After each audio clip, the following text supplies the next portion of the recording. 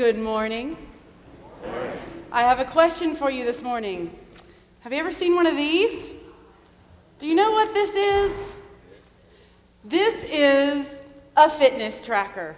That's right. It's a fitness tracker. Not only does it tell the time so that I don't talk too long up here, but it also tells me the number of steps I've taken in a day, helps me set goals for the number of steps. It can even probably measure my heart rate if I really got into it and linked it all together.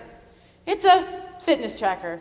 You know, I got this recently for my birthday, and I kind of thought, hey, what are you trying to say to me here? Well, there's a common name for the fitness tracker, and I heard the choir say it over here. It's a little bit like Kleenex, where there's a trademark name that becomes to be known for the whole thing. And what did you guys call this over here? The Fitbit. The Fitbit. This isn't actually a Fitbit, but they're called Fitbits. And I want to tell you something this morning. I've got news for you. Did you know that my grandfather invented the Fitbit? True story. Not the fitness tracker, but the word Fitbit. No, I grew up with that word Fitbit. Do you want to hear the story? Sure. Yep. Now, you guys are so great. At 8 a.m., they were like, do we have to? Yes, you're going to have to. That was a trick question. Okay, so my grandfather invented the Fitbit. Not actually the fitness tracker, but the word Fitbit. Because when I was young, my grandfather was a man of few words. So when he spoke, you listened. One of those kinds of folks. So I was playing at his house one day in the living room, and he was sitting there in his chair, relaxing, and he said, "Darling, would you please go get me that Fitbit?" Okay, now can you imagine a little me? I bet you can't. A little me I really wanted to please, and I sure didn't want to seem like I didn't know what a Fitbit was. So of course, I walked around the room, and I'm looking at everything, trying to figure out, what's a Fitbit? But I'm not going to ask. And I'm looking, and I wander into the next room. I'm looking for the Fitbit, right? And I wander a little bit more. And my grandmother finds me, and she says, "Dear, can I help you with something?" "Oh, yes, Granny, you can. Grandpa has asked for the Fitbit, and I don't know where it is." And she said, "Where is he?" I said, "He's in the living room." She said, "Is the television on?" And I said, "No." And she said, "Oh," and this is what comes from being married 50 years. She says, "Oh, he's looking for the remote control. If you would please go inside, and you will see it's on the table across the way. Just go get it and hand it to him." So I went running in there so proud I knew what the Fitbit was, and I picked it up, and I gave it to my grandfather. He said, "Why, thank you." And he turned on the TV and went about his way. See, living in my family was a little bit like that. We had silly words for things that I didn't know until I grew up didn't match the word that the outside world used for it. So tooters were toes and jabookies were cookies, and we've even carried this on into our household today. You know, sometimes little children's language can get codified in our houses. I'm sure some of y'all have eaten biscotti before. Yes.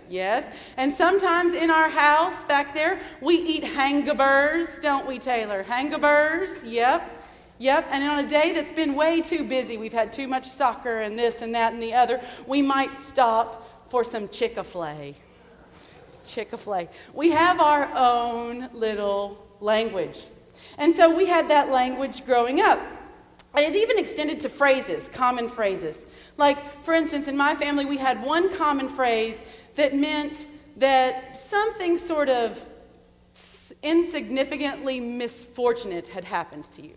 You had an insignificant misfortune. So let's say, you're eating a popsicle on a hot day, and you get down to that last bite where you have to bite it on one side, and the other side falls off, and you're watching it melt on the hot pavement right in front of you.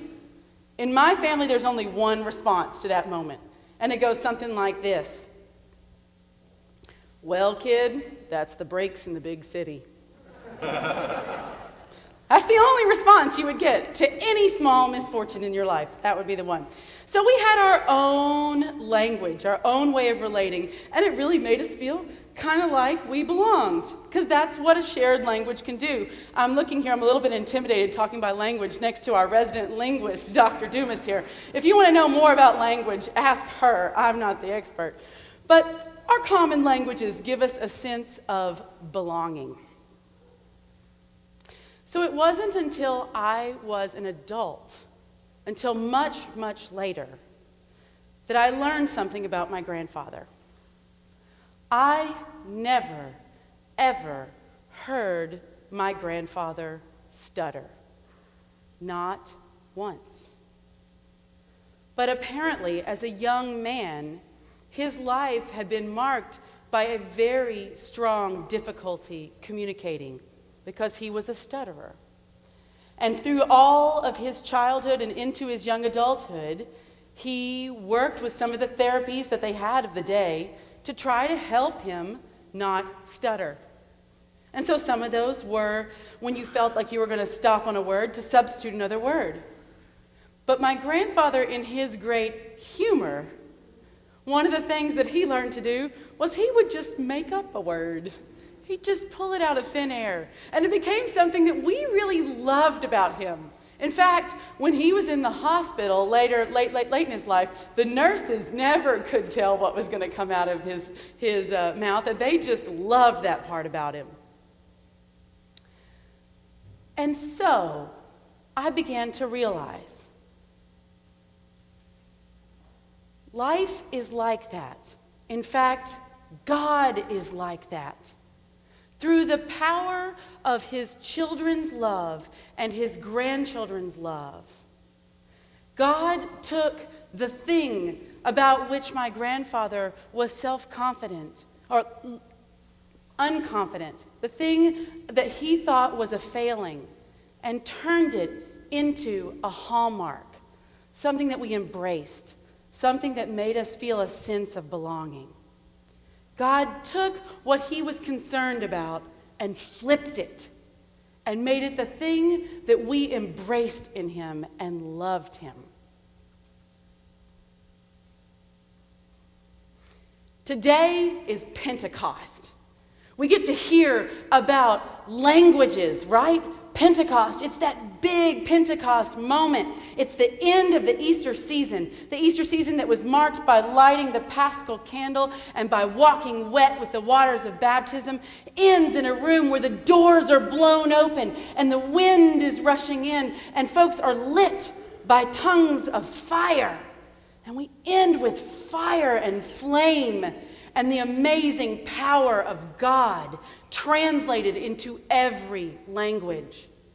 In this moment that we see in Acts, the apostles are all gathered there together, and we see that the doors are blown open, the wind comes in, they are inspired by the Spirit, and they are proclaiming in tongues that were not theirs, in languages that were not their native languages, all the deeds of God's power and might.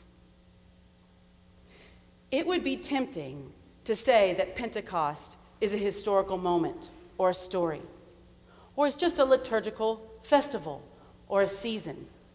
But no, I submit to you that Pentecost is a mode, a way in which God works in our world.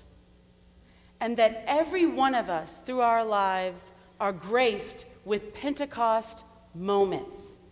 Moments in our lives in which the doors blow open, the Spirit comes in, and we understand God's love, God's power in a language that is just for us. God speaks to us in Pentecost moments. So I was thinking about what is a good story I could tell you to sort of illustrate what is a Pentecost moment. And I realized that most of you have already heard it. Most of you. Because Tom told it last week.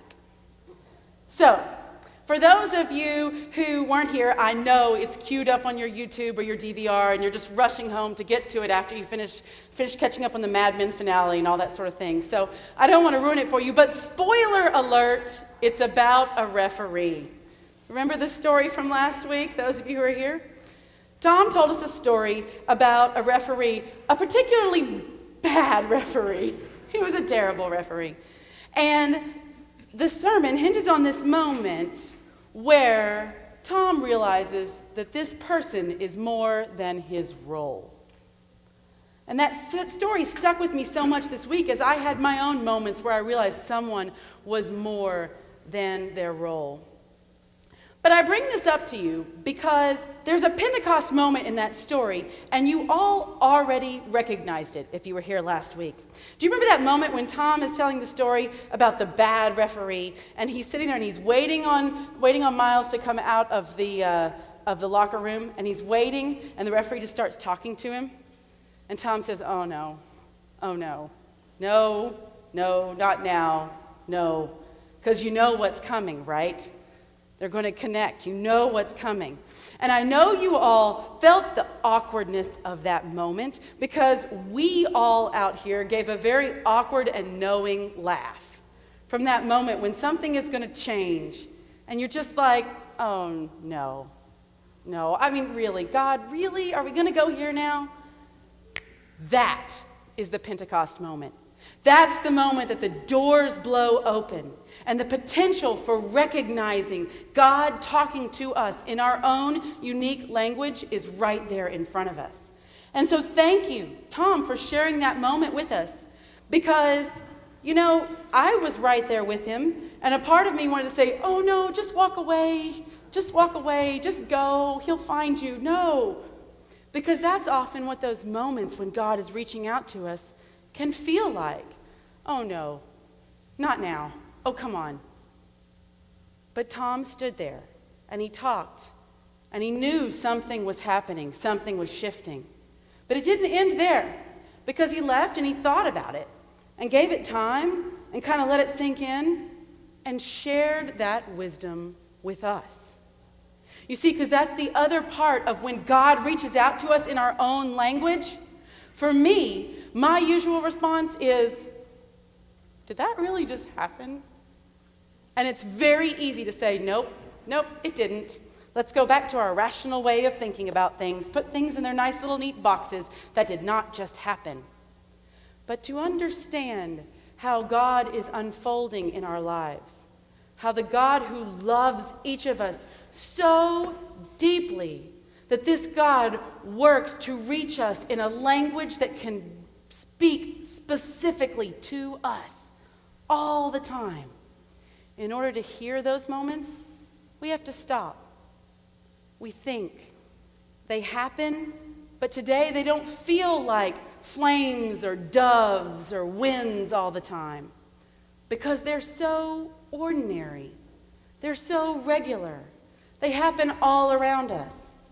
And so the good news is, brothers and sisters, you've had them happen to you before, and you are going to have them happen to you this week. Yes, you will. There will be Pentecost moments happening all around you. And the other good news is that sometimes you are that apostle, that person who is conveying to someone else God's immense, deep, enormous love for them. That we have God speaking to us all the time, and we become instruments of God's love in the world all the time through these little Pentecost moments. If we slow down, think about it, take a deep breath, and listen. Because sometimes they look like a bad referee. And other times, they look like a little confused girl wandering through her grandparents' house looking for a device that hasn't been invented yet. Amen.